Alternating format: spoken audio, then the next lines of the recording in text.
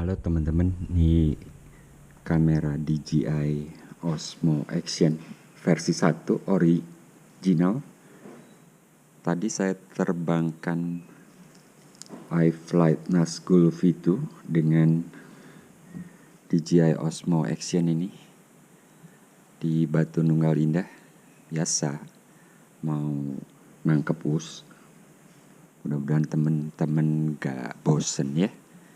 Tapi kamera ini mau saya jual sebetulnya 2 juta lah kalau laku.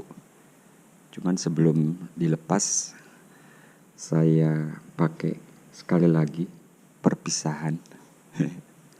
Kita lihat footage-nya ya. Mission accomplished. Caught the Whoosh, 2 of them. Dua-duanya.